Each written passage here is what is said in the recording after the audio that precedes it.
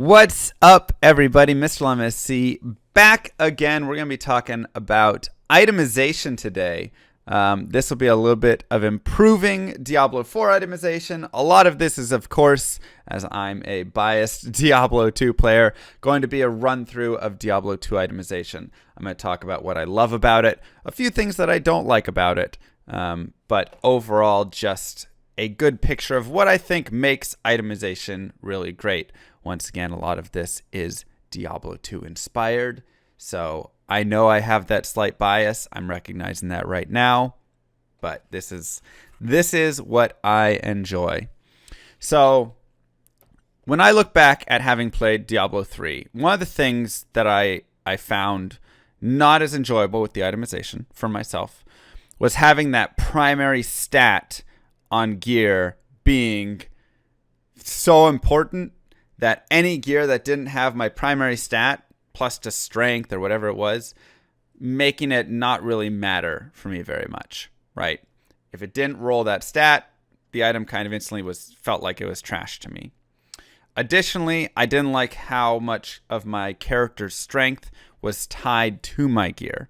In Diablo 2, I feel like it's more 50-50, right? Gear is good.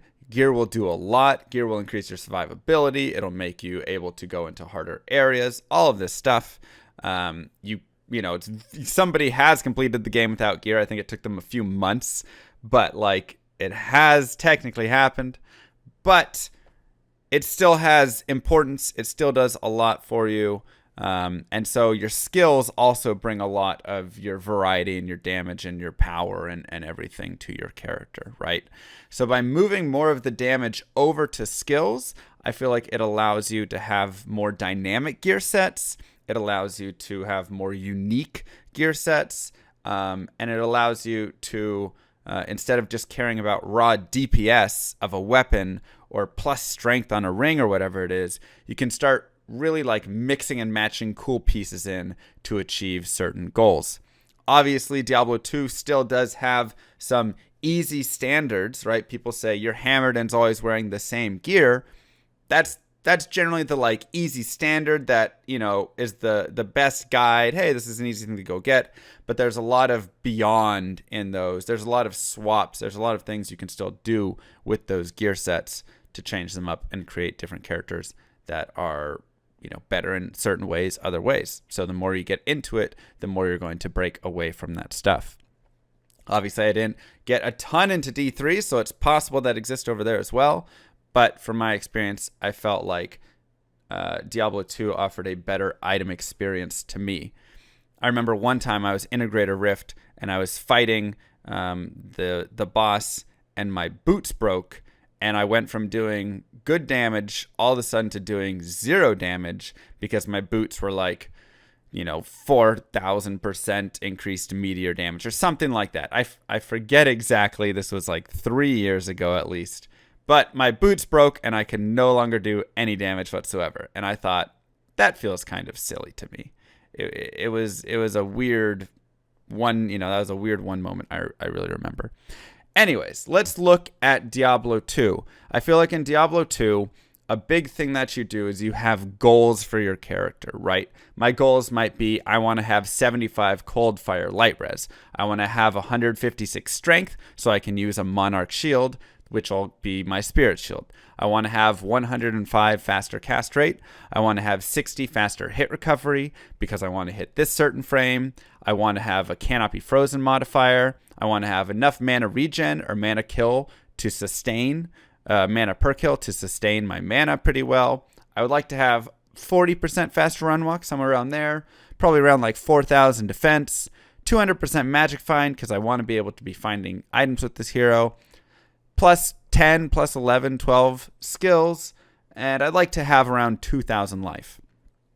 Those could be some goals that I might have for a character. That's not things that, like melees maybe would focus more on like attack rating goals, lifesteal, mana steal goals, that sort of stuff. These would be goals that I might have for a caster of some sort. That's like an ultimate ideal, but it's also probably not possible to make sure each one of those is met, right? Or it's possible only with like the most nearly impossible amazing gear that ever exists. So what I end up doing is I end up making a lot of choices, a lot of decisions. I talked about that in the resource management video. I love making decisions. So I'm constantly bouncing back and forth between what equipment I might wear, depending on what situation I'm in. Oh, this area has really dangerous lightning mobs that if they spawn, dangerous modifiers, like they can knock me down pretty quick. I'm going to put on my light res gear and sacrifice some fast run walk or defense or something. Oh, this is an easier area. Maybe I'll bump up my magic find a little bit. Hope I can get some cooler items from it, right? What's amazing about this is that there's all of these different kinds of items and they can achieve these goals, but they have their weaknesses as well, right? The items definitely have strengths and they have weaknesses, and you're kind of picking and choosing which goals you want to hit in which areas. And I think that's really cool. And the better thing, or the thing that I really love, is that these items exist across all rarities, making the options that much cooler. For instance, +3 to jab and spear skill gloves with 20% IAS can only exist as a blue magic item. Those affixes will only exist on a blue. On a rare glove, I could have 2 to jab and spear skills with 20 IAS and then 4 more affixes, but I can never get 3 jab and spear and the 20% IAS. What does this mean? It means in general, you're going to see a gear improvement with rarity, right? Because I'm getting 2 affixes versus 6 affixes, but not always, because there are those cases where that blue, if you take the best roll of a certain affix, the blue is going to be better. And if I'm looking at goals that I want to meet, maybe I want to meet that magic find goal extra because this area is super easy. Maybe I want to meet that damage goal or that plus to skills goal or whatever it is, and I've got my other bases covered, or I've decided that they don't need to be covered where I'm going. I can kind of do this little like extra min max using these cool blue items that I find. So that to me is one of the best things. And I actually want to share a page right here. So this is affixes of Diablo 2. Let's go ahead and just like zoom in like this, so we can just kind of look through some stuff, right? So you can see this is for rings. You can see that like the highest magic find roll on a ring is an affix called fortuitous. This is a prefix, and it can go 11% to 15% magic find, right? And then additionally, if I come down here, there is a suffix that is 16 to 25%. So if I get a fortuitous ring of fortune and it rolls perfect on that prefix and affix, I can get plus 40% to magic find. What else am I getting on that ring? Absolutely nothing. That ring is going to be 40% magic find, nothing else. But I can max out on that, right? I can peak out at 40%, and that's great. Like I said, I'd have to give other stuff up. However, if we look at like rare, this is 5 to 15% right here, and this is 5 to 10%, so that maxes out at 25%. So it might be a little bit worse, but you can see stuff like this, and I'm going to jump over really fast to my sorceress. You can have an item like this, 21% magic find, so I'm giving up 4% I didn't roll, but then the additional 15% I couldn't have on this ring, to have 10 to FCR, 27 to life, 38 to mana, right? So it's a way to, this ring is better, but not always better, because there are certain affixes that just cannot be rolled in those instances, right? So moving forward from that, let me get back in my notes. So yeah, so it allows you to make sacrifices, blah, blah, blah. So you can have some mods that roll on magic items or some rare items with more affixes. Cool. But won't unique items just overpower those, right? Because they're going to have their awesome abilities plus those affixes. Well, here's the thing that I really love about Diablo 2 and really love about the unique system there and everything.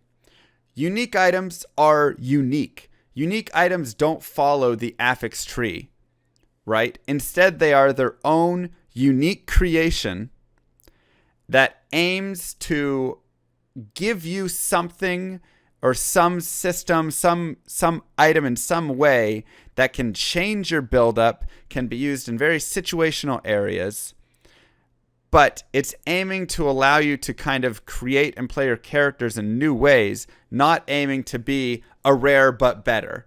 A rare but also has extra damage on this unique, extra whatever.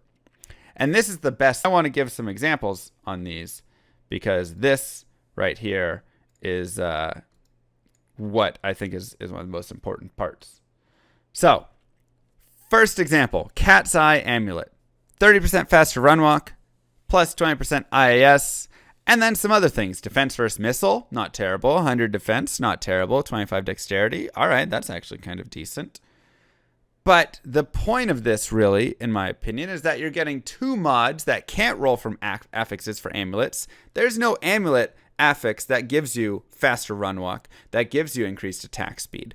So these are ways that you can have this special, unique case where you go, you know what? I'm going to throw some IAS on an amulet by sacrificing whatever cool AMI I have with skills or FCR, whatever it is, to get that IAS and that faster run walk. And that's going to allow me to use this weapon maybe that has a lower IAS without having to sacrifice my gloves or whatever it is. So it's this unique case that you are throwing over there to gain faster run walk and IAS in your amulet slot, which you cannot have otherwise, right? So second example of this would be Nature's Peace, right? Slain monsters rest in peace. This also gives you prevent monster heal, okay, poison res, whatever, damage reduced. That's okay. It's kind of nice, but not a huge thing. Oak Sage is kind of cool. You get some charges to use an Oak Sage, so a nice way to gain life. But the main thing about this is slain monsters rest in peace. And this is especially useful in an area such as if you are going to Nilithak, who explodes corpses around you and can very easily kill you. This is a fantastic way to prevent that from happening. Or if you're facing against, something that keeps rezzing monsters and you're like, forget it, you can put this on. It's a very specific case, unique item and time to have this on. And that's about it, right? It's not meant to be a GG legendary base item that exists in every single, case of the game. It's a unique case for when you use this item. Okay. Third example, Mage Fist. FCR plus fire skills. Why is this great? This gives you 1 to fire skills, so that's nice. You can't find those on gloves. That's not an affix on gloves. So it's a great way that you can maybe boost your damage a tiny bit. You can also get 20 FCR, which once again, not an affix that exists on rare or magic gloves. So this is another time where you can come in a unique case. You can throw these on to say, all right, I want to hit that breakpoint. I'm going to sacrifice all of the GG stuff, the resistances, the stats, the strengths and vitality and the life and all of the things that I can find on an amazing pair of gloves because I'm going to get 20 FCR instead right here. Continue on, Goblin Toe light-plated boots. This is an item that people will take to the end of the game. I'm pretty sure this is the highest % chance of crushing blow on a boot. Is it the best boot? No. I mean, you could say Gore Riders are better because they've got 15% crushing blow, I believe, but they have a bunch of other stats. Goblin Toes really don't have anything else on them, right? They're a low level require, damage reduced by 1, defense is low. They're not a very good boot, but they're an amazing boot because they give you that opportunity to have crushing blow in a form of 25%, which can be really helpful and really, really useful. Some people are going to choose something else. Many people will choose something else. But it does have its use case, it has its unique case, and that's what makes it an exciting item. Blade of Alibaba. This is a magic find and gold find per monster level item that allows you to basically take off your damage weapon to hold an item that is going to give you a massive boost in magic find or gold find. Once again, it's one of those situations where it can be super cool and it's very situational, and you're not going to PvP with an Alibaba. And if you're fighting against a boss that's really hard, you're probably not wearing it. But in the unique instances where you say, all right, I've got enough damage, I've got enough things stacked around, I can put this on and do some, get some extra magic find. You have the option. Now we're getting to kind of crazier items, right? A rib cracker. This is a staff that you can melee with. It's a staff built for whacking, right? You get increased attack speed, hit recovery, great enhanced damage, giant crushing blow percent, 50% chance of crushing blow. You can get it ethereal, and you can put a Zod in it to make it indestructible. This is one of my favorite weapons to use when I'm creating like a Fury Druid or something, right? Because he goes into his wolf form, and then he can still hit like this, but it uses the two-handed weapon. Really cool item, really unique case, not getting used very often, but when it is, you can build an entire character around it. Speaking of building an entire character around an item, how about Wolf Howl? This literally can turn me into a wolf. Straight up. 6 points in Werewolf. And then you get Lycanthropy, Feral Rage. You get some stats with it as well. You get 3 to War Cries. But this will literally transform my character into another class, essentially, which is super cool, super interesting, and super unique. Is this giant, massive damage and giant, massive stat of everything, whatever? No, right? But it creates this really unique build that I can move forward with, have fun with, play around with, whatever, right? So the point is, a lot of these items aren't the rarest items in the game. They aren't the rarest uniques in the game. They're not the greatest, strongest stats boosting items that exist, but all of them situationally can be used and do get used and are a lot of fun. And they can be very situational is just the best word I can say for different areas that you're going to be in or different builds that you're going to try, whatever it is. So you can make entire characters and builds around them, or you can just use it to boost yourself in a time of need. Now, there's also uniques that do have very little use in the game of D2, and some that get used a lot more. So, you do run into some that are just kind of trash, right? They just fill a slot. Maybe you use it, maybe you don't, whatever. I honestly don't mind having some just kind of stat stick items in the game as like filler items. This item just has big damage and it's got a lot of like elemental kind of damages on it or something. This one's a high, I don't mind having some of those items in the game for sure.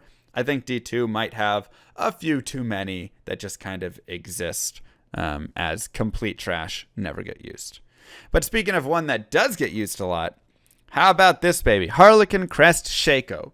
Most commonly referred to as Shaco, one of the only items, if not the only item, that is referred to by its base rather than by the actual unique name of that. +2 to skills, attributes, life and mana based on your health. Damage reduced by 10. Once again, a affix that does not exist for magics and rares to be rolling. And then 50% MF, right? So a very solid item. This is one of those items that you see a lot of paladins using, especially people that are going to be magic finding. Very good. Very, very good item. But even this item is not best in slot all of the time, right? In certain builds it can be, but often you'll see things like this. I mean, how cool is that?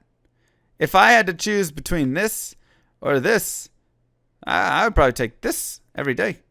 You get really, really, really cool sorts of rare coronets and circlets and tiaras and diadems. And because you have the ability to have those 6 affixes and they can all roll in these crazy ways, And you're putting some, 2015s in or 4015 blue jewels that are found in there. So here you're getting lifesteal, you're getting strength, you're getting mana, you're getting Amazon skills, you're getting faster run walk. There's a lot of things that get buffed out a lot. And then also having the option to roll 2 open sockets. Shaco can never be 2 open sockets. I can put 1 socket in this, but that is it. Rare circlets, you can get 2 open sockets. Blue circlets, you can get 3 open sockets. So there's even some really cool blue tiaras and things like that. 3 to skill, 20 FCR circlets, fast run walk, 3 open socket circlets, things like that you can find that can be best in slot, that can be very useful for your build. And those can be better. And I think that is super important in the game, to have that ability, to have that option to find something awesome like that. What about if you're like a wind druid? How about something like this? All of a sudden, yeah, I could have, Shaco, which is giving me those plus to skills, 2 to skills, but now I'm getting 4 to hurricane, 5 to tornado, hit recovery, life, fire resist, and I'm getting sockets in it so I can put whatever extra modifiers I want. That is amazing. That is a super, super good helm. So these can be very rare to find, right? And they don't just drop from an end game boss. I don't have to kill, Uber Diablo to have a chance to find this.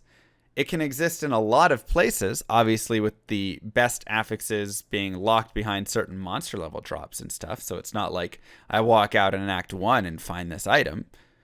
But it makes it exciting to farm anywhere, with always a chance to find an amazing item such as this. This item right here, these items are probably the reason that I continue to play Diablo 2. Straight up. These are one of the most important things in my mind for continuing to play this game. What about set items? Set items, I actually really enjoy what they did in Diablo 2 because they made it as a good goal. And this is what the D4 devs were talking about, and I think that it's the smart way to handle sets. Sets are a great thing for someone who just wants to kind of be casual, for someone who just wants to get going, and you say, you know what, here's a basic set that you can get to. It's going to give you some, X, Y, and Z, right? It's going to be fine. It's going to be good enough to play through some content. It's not going to always be this full best in slot. There's not a single set that is the entire set that is really best in slot, but you can run it, you can have fun with it, you can do well with it, right? I think it's good. I think one of the bad parts of D2, or the difficult parts of D2, or the lesser parts, is there's a lot of sets that are just really bad in the game, that are just like so worthless. You could remove half the sets in Diablo 2 and nobody would notice or care. So that's kind of there's a little flood of trash sets in the game. But overall, I think that sets are in a good spot, and I think the D4 devs have the right idea of saying, okay, we want to have sets as something that the casual player can work towards and then expand out of.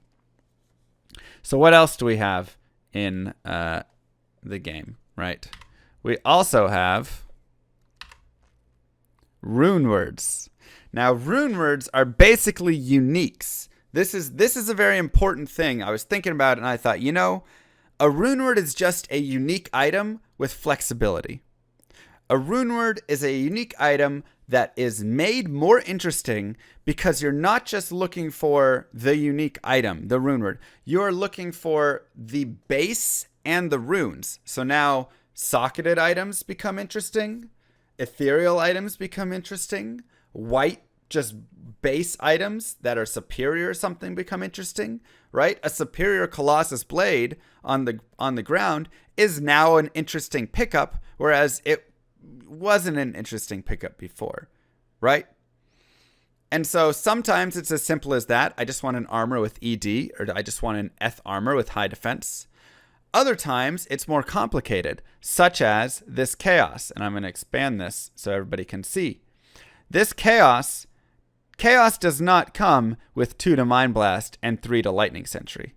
This person went out, found a Sawaya, or however you pronounce that, with those mods on it, which are great mods, and then socketed and put the Chaos Rune Word into this. So they had a Rune Word that they could have made, and they made it stronger by finding a really rare and cool base. Right? I think that is really interesting, and it's a great part of how Rune Words should exist. Making them exciting uniques that you can customize a little bit, but not a ton. Now, where did D2 go wrong? They went wrong when they made some Rune Words that were stronger than anything else in the game. This is probably the best example of that existing. Grief is the strongest weapon in the game. Straight up. We have tested, you cannot make a stronger weapon. You can make weapons that are sometimes situationally a little better. You can make, weapons that look cooler or whatever it is. But in the end, this weapon is so strong that it literally ruins every other weapon, pretty much. And that is a problem, and that is where Rune Words have gone wrong in D2. There are multiple of those Rune Words in the game, and I think those are the things that need to be cleaned up or removed or, changed up in some way. Because when this item is better than this item, it's really sad to me.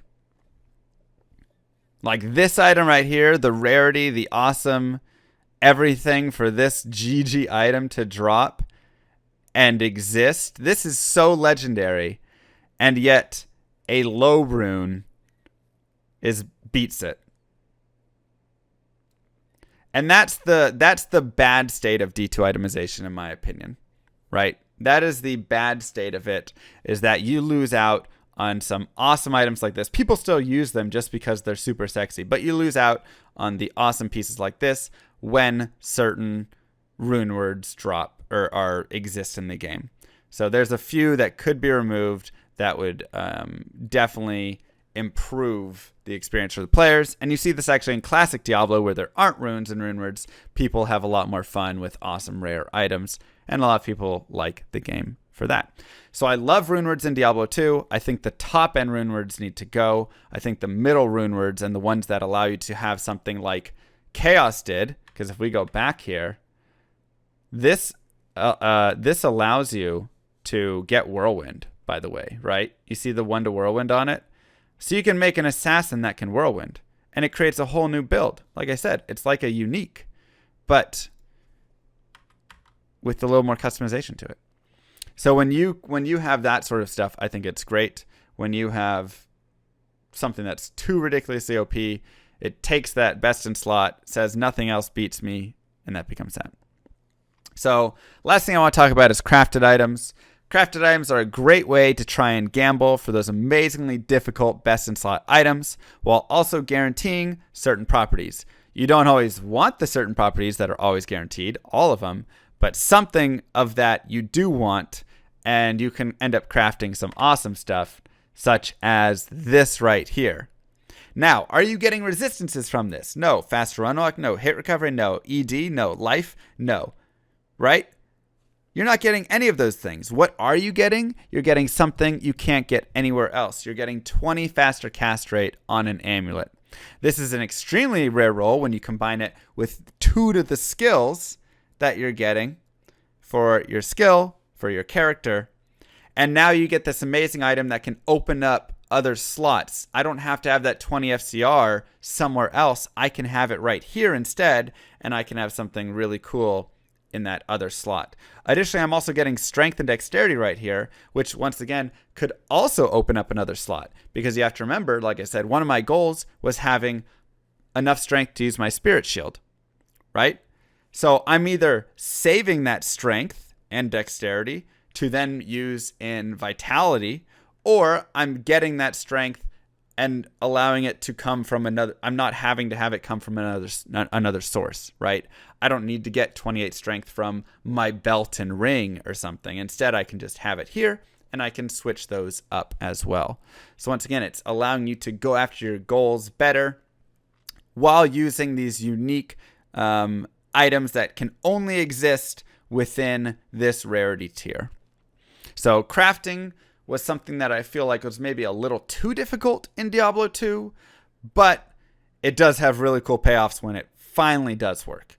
It just doesn't work very often. So I think, that's a system piece that could work better. So last thing I want to show is I want to show this graph right here that I created.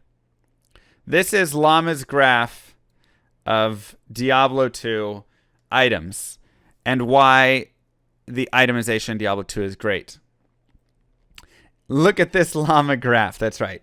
If you look at the magics, you can see there's just all of them. There is a pro and there is a con for each one of these. Magics have the highest rolls, but they only have 2 affixes. Rares can have up to 6, but they can't roll the top. Sets are easy and nice to get, good for casuals, but they're often up best in slot. Uniques and rune words allow you to create these unique ways to have a character, but they're limited by their fixed values, built for specific instances.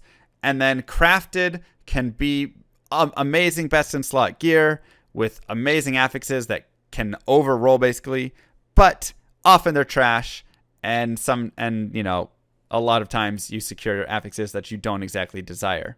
So if you look down at the bottom, I'm giving kind of the quantity of items that can exist in different levels. So if you look to as it goes up on the scale, that is the usefulness of the item. You can see there's a lot of blues that aren't very useful.